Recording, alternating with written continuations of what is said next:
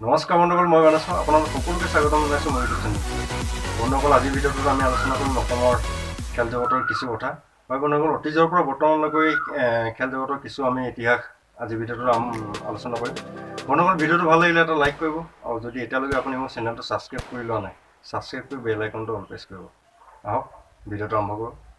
বন্ধুসকল, আহোম যুগত জাতীয় খেলৰ প্ৰাণকেন্দ্ৰ আছিলে ৰংঘৰ, আৰু আহোম যুগৰ আমোদজনক আৰু অতিকৈ জনপ্ৰিয় খেলটো হ'ল শেন যুঁজ। অসমৰ আটাইতকৈ পুৰণি ফুটবল সংস্থাটো হ'ল ডিব্ৰুগড় স্পৰ্ট এছ'চিয়েশ্যন। বন্ধুসকল, এই স্পৰ্ট এছ'চিয়েশ্যন গঠিত হৈছিলে 1916 চনত। অসম মহিলা ফুটবল সংস্থাটো গঠন হৈছিলে 1985 চনত। একেৰাহে 26 ঘণ্টা ধৰি সাঁতুৰি, হয় বন্ধুসকল, একেৰাহে 26 ঘণ্টা ধৰি সাঁতুৰি অভিলেখ গঢ়া অসমৰ সাঁতোৰবিদজন হ'ল এলভিছ আলী হাজৰিকা। বন্ধুসকল, প্ৰথম অৰ্জুন বঁটা লাভ কৰা প্ৰথম অসমীয়া খেলুৱৈজন হ'ল ভোগেশ্বৰ বৰুৱা।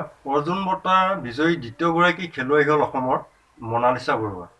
অলিম্পিক খেলত অংশগ্ৰহণ কৰা প্ৰথম অসমীয়া ব্যক্তিগৰাকী হ'ল ডক্টৰ তালিমেৰন, আৰু অসমৰ দ্বিতীয়গৰাকী অলিম্পিয়ান হ'ল দীপাংকৰ ভট্টাচাৰ্য।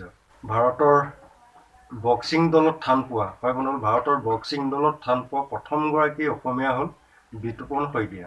এছিয়ান গেমছত স্বৰ্ণ পদক অৰ্জন কৰা প্ৰথমগৰাকী অসমীয়া হ'ল ভোগেশ্বৰ বৰুৱা।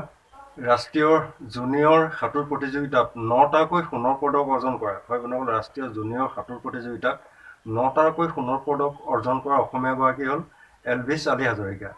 বিশ্বৰ যুৱ বক্সিং প্ৰতিযোগিতাত সোণৰ পদক অৰ্জন কৰা, হয় বন্ধুসকল, বিশ্বৰ যুৱ বক্সিং প্ৰতিযোগিতাত স্বৰ্ণ পদক অৰ্জন কৰা অসমীয়া খেলুৱৈগৰাকী হ'ল মেনু বসুমতাৰী 2011 চনত। মাউণ্ট এভাৰেষ্ট শৃংগত পদাৰ্পণ কৰা প্ৰথম অসমীয়া ব্যক্তিজন হ'ল তৰুণ শইকীয়া 2013-18 মে' তাৰিখে।